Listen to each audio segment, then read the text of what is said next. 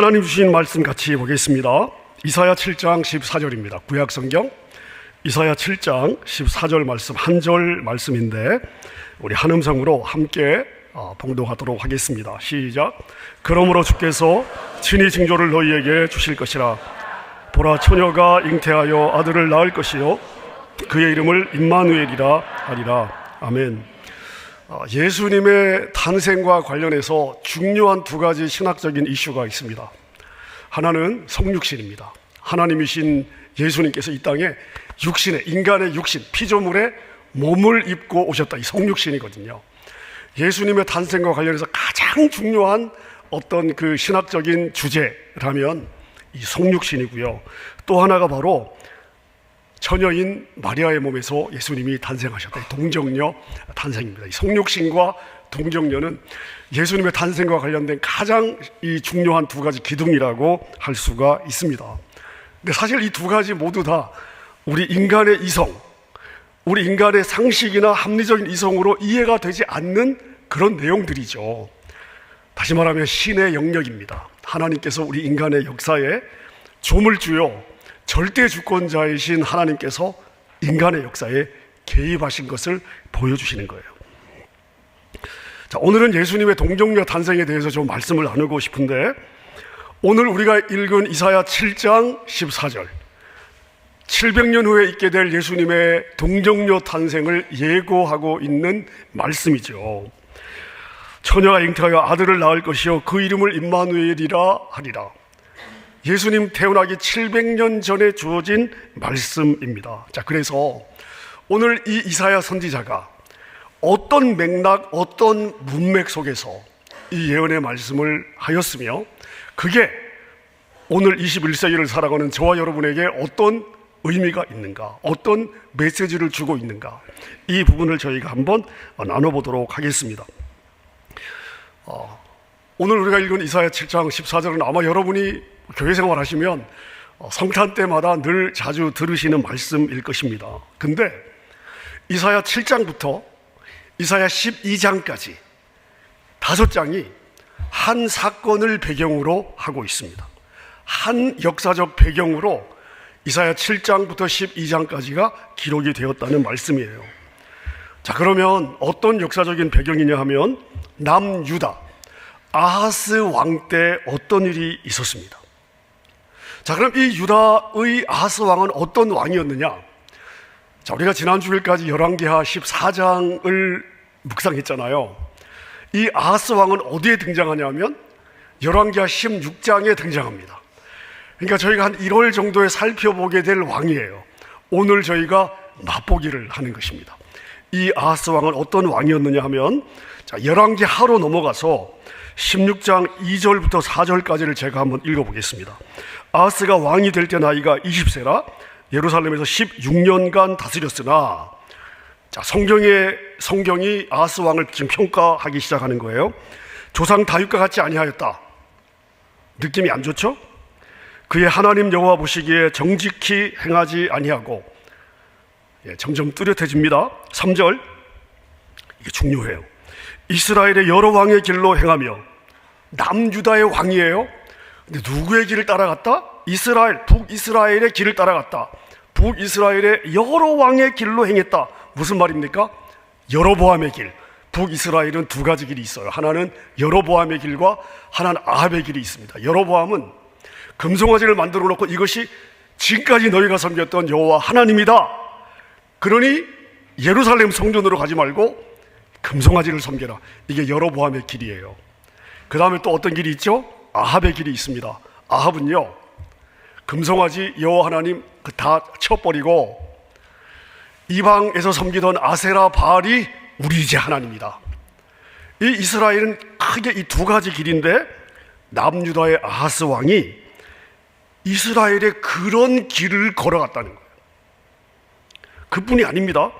여호와께 이스라엘 자손 앞에 쫓아내신 이방 사람의 가정한 일을 따라, 그 다음 보세요. 자기 아들을 불 가운데로 지나가게 하며, 자식을 태워 제물로 바치는 이방 신이 누구였죠? 몰렉입니다. 몰렉. 진짜 하나님이 절대 따라하면 안 된다고 한 신 중에 하나예요. 몰렉. 아하스 왕은 이 몰렉을 섬긴 거예요. 몰렉을 섬기려면요, 아들을 불에 태워서 제사로 드려야 돼요. 그런 일을 했다는 것입니다. 그 다음에 4절을 보세요. 산당들과 작은 산이와 모든 푸른 나무 아래에서 제사를 드리며. 그러니까 여러분 일본 가보셨어요? 일본 가보시면요, 모든 게 다 신이에요. 모든 게. 약간 돌이 희한하면 그것도 신이에요. 나무가 뭐 살짝 좀 건강하게 보인다, 그것도 신이에요. 그래서 그런 것들이 막 그 사람들이 소원을 빈 그런 것들이 다 그런데 걸려 있거나 놓여져 있어요. 동네마다 길거리에도 그런 게 있어요. 아하스 왕이 그랬다는 것입니다. 나무가 좀 푸르르다, 보기가 좋다, 그러면은 신이에요. 그 앞에가 제사를 드리는 일들을 했다는 것입니다. 자, 근데 이 아하스 왕에게 위기가 닥쳤습니다. 어떤 위기냐 하면, 여러분 우리가 지금까지 이 열왕기를 공부하면서 유다와 북이스라엘을 괴롭힌 강대국 이방 나라가 어디였어요? 아람이었습니다. 아람이라고 하는 나라입니다. 자, 그런데 이 아람과 북이스라엘이 연합을 해서 남유다를 공격한 거예요.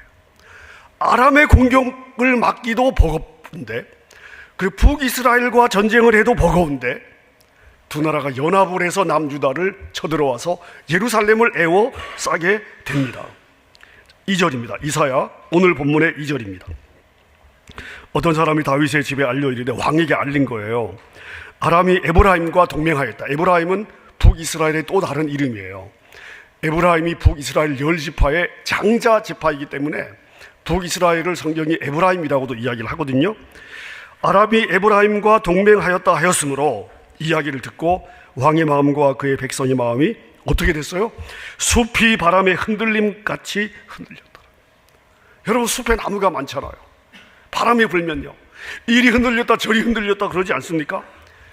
두 나라 강대국의 연합군이 쳐들어왔다는 이야기를 듣고 왕과 백성의 마음이 이제 끝났구나, 우리 이제 끝났구나, 이제 망했구나, 멸망당하는구나, 우리 다 죽었다, 완전히 그런 두려움에 사로잡혔다는 것입니다.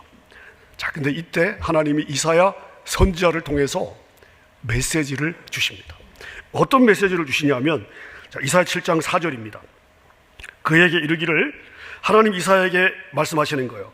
아하스에게 이르기를, 너는 호들갑 떨지 마라.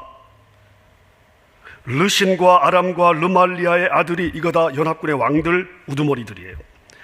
그들이 심히 노할지라도, 그들이 너희들을 쳐들어왔다 할지라도 그들은 무엇과 같다? 연기나는 두 부직갱이 그루터기에 불과하다. 그러니 두려워하지 말고 낙심하지 마라. 쫄지 마라. 별거 아니다.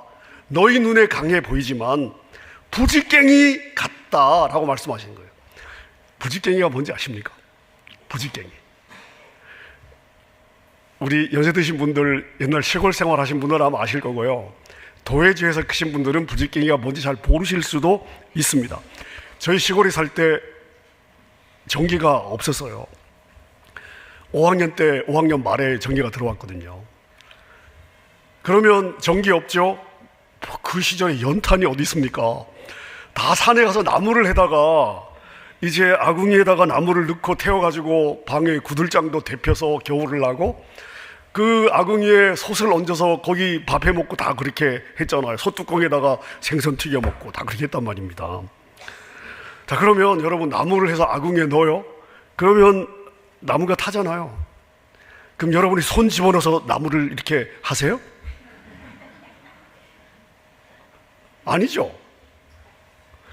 자, 나무가 타면, 탄 나무는 재가 되면서 이게 나무가 좀 이렇게 어지럽혀지면 우리가 또 다른 나무 하나를 가지고 그 나무를 이렇게 모으잖아요. 잘 타라고. 그렇게 사용하는 이게 부직갱이에요. 그러면 생각해 보세요. 이 부직갱이는 노상 불에 들락날락 하니까 앞부분은 늘 시뻘겋게 이렇게 데펴져 있고 점점 타겠죠? 그리고 이 부직갱이 전체가 불에 시커멓게 그른단 말입니다. 그러다 좀 쓰다 보면 다 타요. 그러면 손이 뜨거워지잖아요. 그러면 불에 그냥 던져버리고 또 다른 나무를 부직갱이로 쓴단 말입니다. 그런 부직갱이를 값진 나무를 쓰겠어요? 비싼 나무를 쓰겠어요?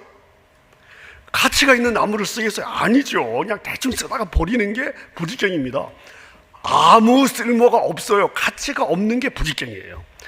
자, 그런데 아하스 왕과 유다 백성들이 지금 두려워 떨고 있는 아람의 이스라엘 연합군이 하나님 앞에서 무엇과 같다? 부직갱이와 같다는 거예요. 그러니 겁먹지 말라는 것이죠. 하나님은 이렇게 아하스 왕과 유다 백성들을 위로하시고 격려해주고 계신 거예요.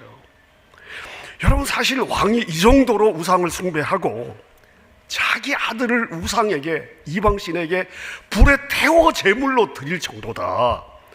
여러분이 하나님이라면 도와주고 싶으시겠어요? 저 같으면 아닐 것 같습니다. 근데 하나님은 자기 백성이라고 이렇게 위로와 격려의 메시지를 주시는 거예요.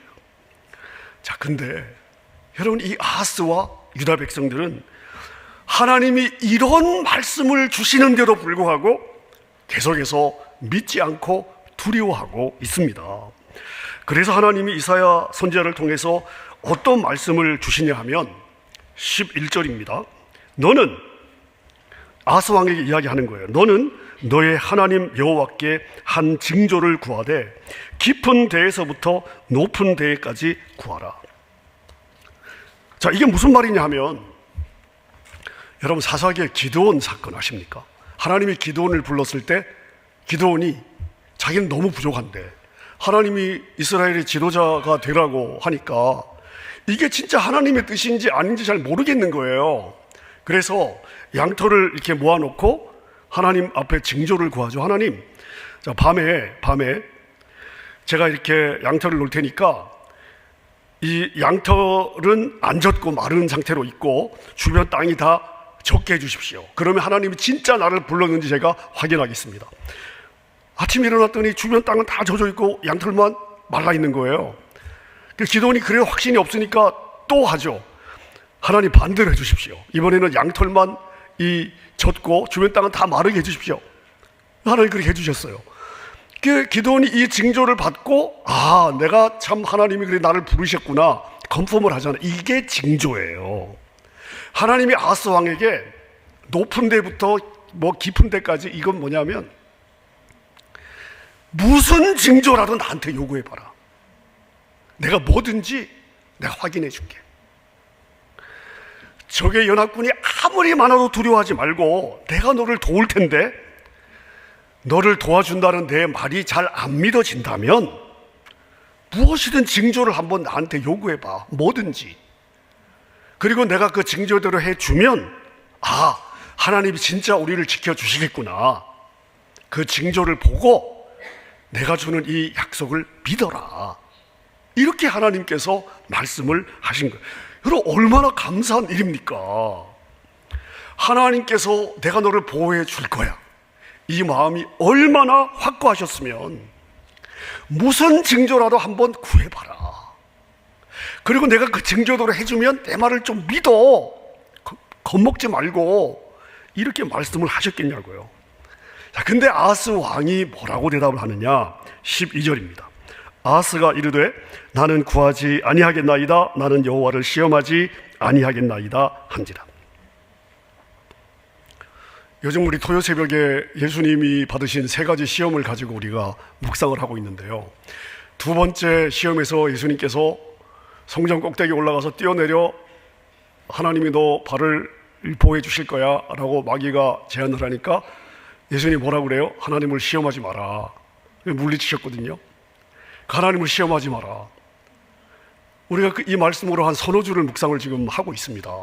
자, 그런데요, 이 아하스 왕의 이야기를 딱 들으면요, 어떤 느낌이 들 수 있냐 하면, 하나님이 지켜주신다고 했으면 지켜주실 텐데, 제가 무슨 징조까지 구할 필요가 있겠습니까? 제가 징조를 구하는 것 자체가 하나님이 약속해 주신 걸 내가 못 믿는다는 표시일 수도 있으니까 하나님 걱정하지 마십시오. 제가 하나님 믿기 때문에 저 징조 같은 거 안 구하겠습니다. 이렇게 들릴 수도 있습니다. 자, 근데 진짜 그런가? 그 다음 절 13절을 보겠습니다. 이 아하스의 말을 듣고 이사야 선지자가 뭐라고 이야기를 하냐면요, 다윗의 집이요, 아하스 왕에게 하는 이야기예요. 들어라. 너희가 사람을 괴롭히고서 그것을 작은 일로 여겨 또 나의 하나님을 괴롭히려 하느냐. 이사야 선지자의 반응을 보면 아하스 왕의 이 대답이 우리가 이렇게 해석될 수 있는 그 해석이 아니라는 것을 우리가 짐작할 수 있겠죠. 만약에 아하스의 대답이 우리의 딱 첫 번째 그 해석하고 맞는다면 이사야 선지자가 아니 너 하나님 왜 또 괴롭혀? 이렇게 말 안 했겠죠. 야, 너 믿음 좋다. 알았어. 너가 믿으니까 하나님이 너희를 지켜주실 거야. 이렇게 이사야가 대답하지 않았을까요? 근데 지금 이사야 선지자는 너 계속해서 왜 하나님을 괴롭히냐, 이렇게 지금 반응을 하고 있습니다. 왜 그랬냐 하면 아하스 왕에게 다른 마음이 있었습니다. 아하스는요, 이 연합군, 정말 자기가 도저히 감당할 수 없는 이 연합군을 어떻게 자기가 잘 다뤄서 살아남을 거냐, 하나님을 의지할 마음이 없었어요. 아하스는 다른 꿍꿍이가 있었습니다. 그래서 다른 꿍꿍이가 있으니까 뭐 징조고 뭐 자시고 하나님께 구할 이유가 없는 거예요. 하나님을 의지 안 할 거니까. 그래서 이사야 선지자가 아하스 왕에게 왜 계속해서 그 하나님의 마음을 어렵게 하냐고 이렇게 지금 반응을 한 것입니다. 자, 근데요, 아하스 왕의 이 마음을 알고도 하나님이 징조를 주십니다. 아하스는 징조를 구하지 않겠다고. 왜? 의지 안 할 거니까. 필요 없다고. 근데 하나님께서 친히 아하스 왕이 요구하지도 않는 징조를 하나님이 먼저 예고를 하십니다. 그게 바로 오늘 본문이에요. 7장 14절입니다. 주께서 친히 징조를 너희에게 주실 텐데 그 징조란 무엇이냐 하면 처녀가 잉태하여 아들을 낳을 것이요 그의 이름을 임마누엘이라 하리라.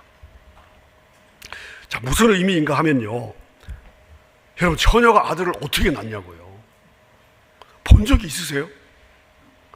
우리는 예수님이 그랬으니까 그런 일이 있었나 보다 그냥 우리는 그냥 믿지만, 지금부터 2600년 700년 전에 예수님 사건도 본 적이 없는 그 고대의 왕과 백성들이 처녀가 아들을 낳아요? 이게 말이 돼요? 있을 수 있어요? 근데 그런 일이 있을 거야. 처녀가 아들을 낳는 일이 있을 거야. 그 일을 네가 눈으로 보게 되면 하나님이 나와 함께 하시는구나. 그걸 네가 믿으라는 거예요. 처녀가 아들을 낳는 일은 가능하지 않은데, 도저히 가능하지 않은 일이 너의 눈앞에 펼쳐지게 되면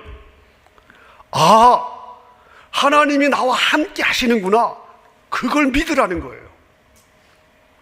그래서 하나님이 징조를 말씀해 주신 거예요. 근데 여러분, 아하스 왕은요, 하나님이 이 정도까지 친히 징조로 말씀을 하셨음에도 불구하고 하나님을 의지하는 대신 자기의 계획대로 밀고 나갑니다. 그럼 그 아하스 왕의 계획은 무엇이었을까요? 자, 열왕기하 16장으로 다시 가서 아하스 왕이 당시에 어떤 결정을 했는지 한번 보겠습니다. 16장 7절입니다. 아하스가 아수르 왕 디글랏 빌레셀에게 사자를 보내 이르되 나는 왕의 신복이요 왕의 아들이라. 이제 아람 왕과 이스라엘 왕이 나를 친히 청하건대 올라와 그 손에서 나를 구원하소서. 아하스가 여호와의 성전과 왕궁 곳간에 있는 은금을 내어다가 아수르 왕에게 예물로 보냅니다.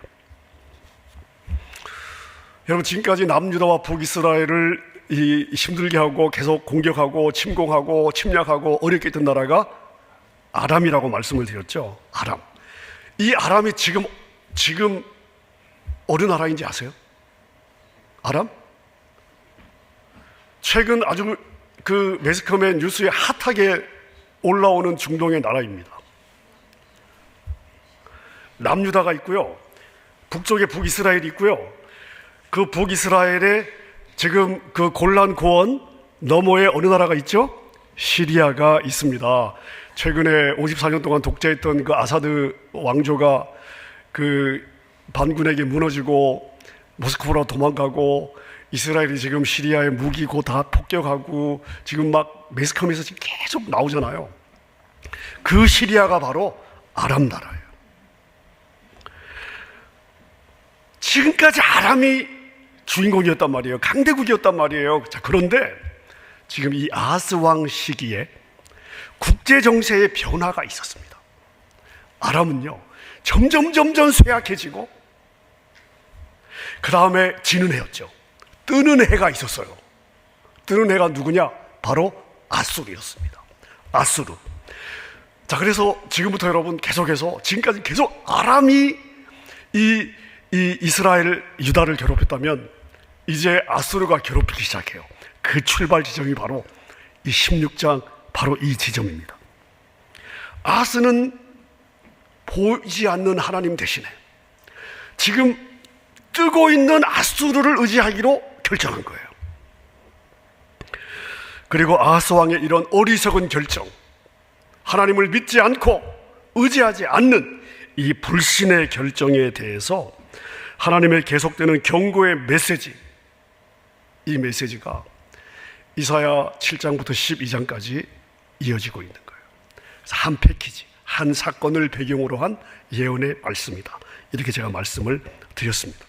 이사야 8장 13절 14절에 보니까 하나님이 이렇게 말을 안 듣는 백성들을 향해서 뭐라고 그럽니까?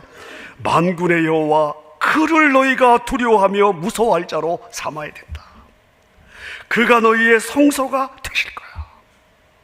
이렇게까지 이 말씀을 하십니다. 여러분, 우리가 진짜로 두려워해야 될 분은 우리 하나님 한 분이십니다. 하나님을 두려워해야 돼요. 세상이나 사람을 두려워해야 될 필요가 없어요. 다 하나님 앞에 아무것도 아닌 것들입니다. 존재 자체가. 근데 아하스 왕은 아수르를 의지하고 자신의 운명을 맡겼습니다. 그래서 이 이사야 7장부터 12장까지를 보면 하나님께서 두 가지 메시지를 계속 주세요. 하나는 뭐냐 하면 너희가 아수르를 의지하느냐? 어리석은 자여, 이제 아수르가 너를 괴롭게 할 것이다. 지금은 네가 아수르를 의지해서 아수르가 잠시 너를 구원해 줄 수 있겠지만 네가 아수르를 이 땅에 끌어들였기 때문에 이제 아수르가 너희의 가시가 될 것이다. 여러분, 실제 역사를 보면 아수르가 결국 아람을 무너뜨려요. 그리고 북이스라엘도 누가 무너뜨려요? 아수르가 무너뜨려요. 그리고 남쪽 유다를 지속적으로 괴롭히죠. 아하스 왕의 아들이 히스기야예요. 히스기야 왕 때 계속 히스기야 왕을 공격하고 괴롭혔던 나라가 어디예요? 아수르예요. 그 출발이 어디예요? 아버지 아하스가 이 땅에 아수르를 끌어들인 거예요. 하나님께서 그게 얼마나 어리석은 결정이었는지를 이사야 7장부터 12장까지 계속 경고의 말씀을 주시는 거예요. 자, 여러분, 오늘 설교의 포인트는 이것입니다. 아하스 왕은 우상을 숭배했던 왕이에요.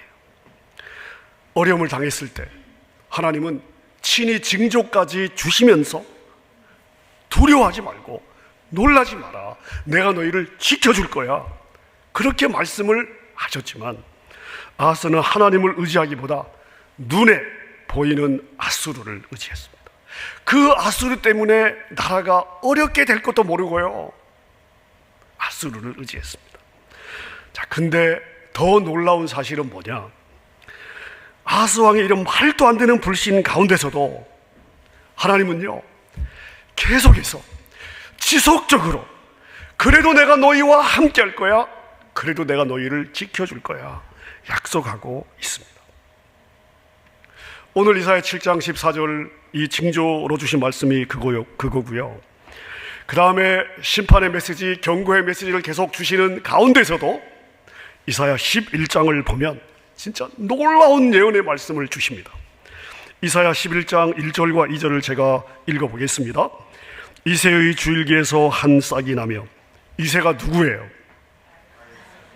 다윗의 아버지예요. 이스라엘의 2대 왕, 통일 왕국의 2대 왕이었던 이 다윗의 아버지가 이새입니다. 이새의 줄기면 다윗의 줄기죠. 그 줄기에서 한 싹이 나며 그 뿌리에서 한 가지가 나서 결실을 하게 될 텐데, 그럼 누구예요? 예수님이잖아요.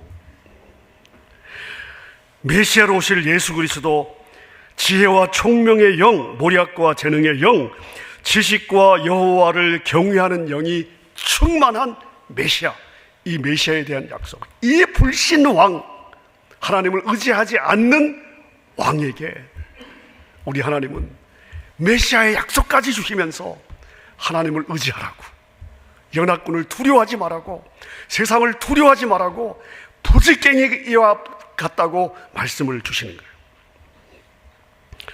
여러분, 이런 약속을 주셔도 세상을 의지했던 아하스 왕,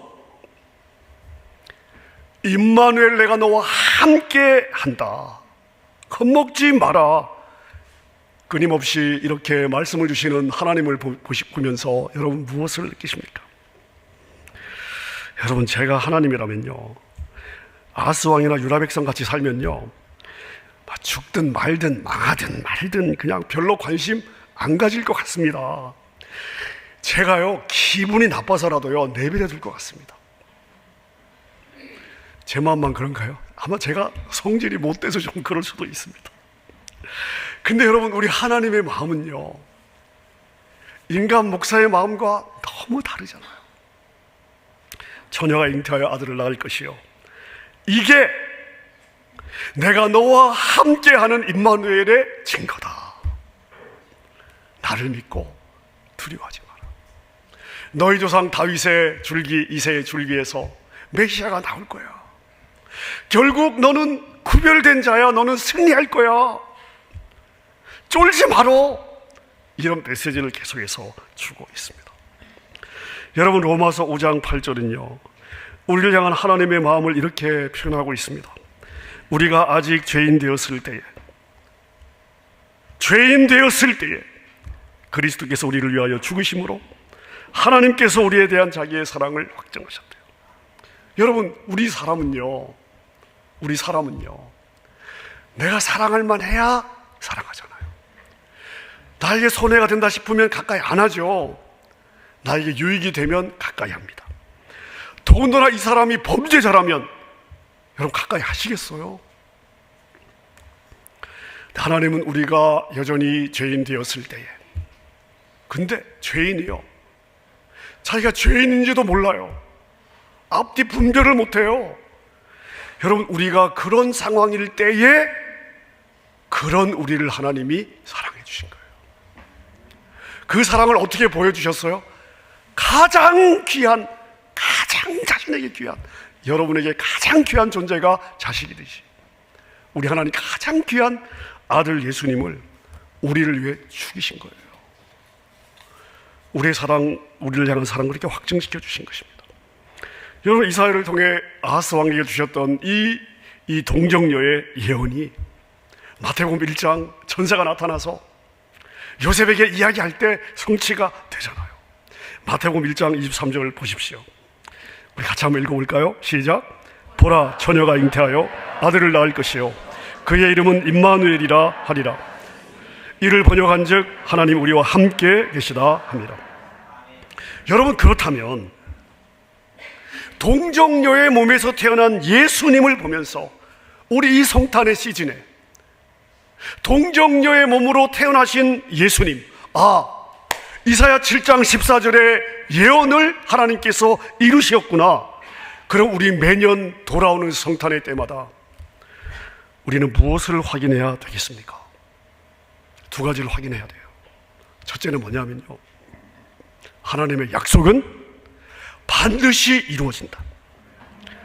아하스 왕이 믿지 않았어도 하나님이 약속하신 표징은 역사 속에 이루어졌습니다. 메시아로 오신 예수님, 동정녀 마리아의 몸에서 태어나셨어요. 약속을 이루셨습니다.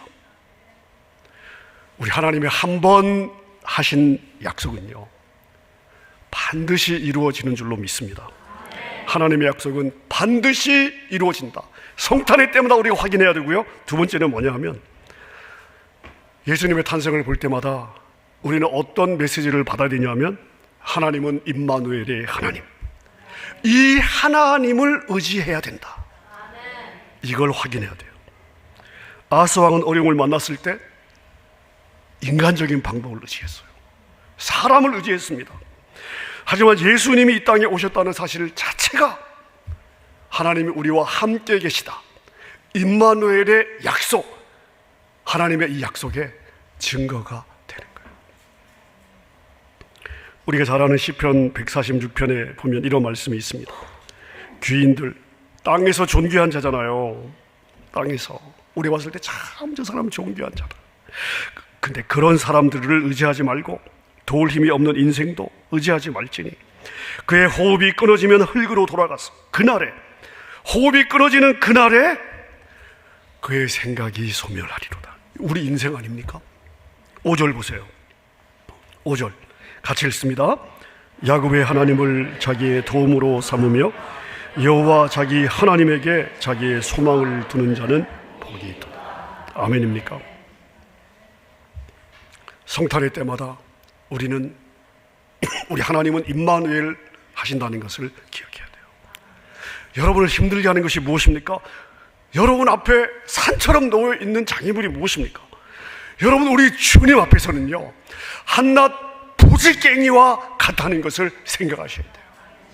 나에게는 산 같아도, 나는 설사 넘지 못할 것처럼 보여도 나와 함께 하시는 하나님께는 무엇과 같다? 부지깽이와 같다는 거예요. 매년 돌아오는 이 계절에 예수님의 생일을 맞이할 때마다 임마누엘, 나와 함께 하시는 하나님, 나에게 하나님이 계시다, 이거예요. 우리 함께 한번 따라해 볼까요? 임마누엘, 하나님이 나와 함께 계시다. 아멘입니까? 우리 한 번 더 따라 하십시다. 나에게 하나님이 계시다. 아멘입니까? 여러분을 향한 하나님의 불타는 사랑이 있습니다. 사람은 나를 포기해도 하나님은 여러분을 포기하지 않아요. 여러분 안에 거하십니다. 임마누엘 하나님, 여러분을 향한 이 하나님의 불타는 사랑을 기억하시고 여러분 연말연시 하루하루를 이 주님과 함께 동행하고 하나님을 누리고 하나님 주시는 기쁨과 평강이 여러분의 삶에 있으시기를 주님의 이름으로 축원합니다. 우리 함께 찬양하겠습니다. 산 같은 문제가 앞에 있다 할지라도 우리를 숨쉬게 하는 것은 무엇이냐? 나를 향한 하나님의 사랑입니다. 세상 어떤 어려움 속에서도 하나님은 은혜로 우리를 돌보시는 줄로 믿습니다. 우리 이 찬양, 우리 믿음의 고백으로 주님께 함께 드렸으면 좋겠습니다. 주 사랑이 나를 숨쉬게 해. 세상 그 어떤 어려움 속에도 주 은혜로 나를 돌보시며 세상 끝날까지 지켜주시네. 주 사랑이 나를 숨쉬게 해. 세상 그 어떤 어려움 속에도 주 은혜로 나를 돌보시며 세상 끝날까지 지켜주시네. 주님만이 내 아픔 아시며 주님만이 내 맘 어루만지네. 어느 누구도 나를 향하시 주님의 사랑을 잃을 수 없네. 주님만이 내 능력이시며 주님만이 나의 능력이시네. 어느 누구도 나를 향하시 주님의 사랑을 끊을 수 없네. 주님만이 내 아픔 아시며 주님만이 내 맘 어루만지네. 어느 누구도 나를 향하시 주님의 사랑을 끊을 수 없네. 주님만이 내 능력이시며 주님만이 나의 구원이시네. 어느 누구도 나를 향하시 주님의 사랑을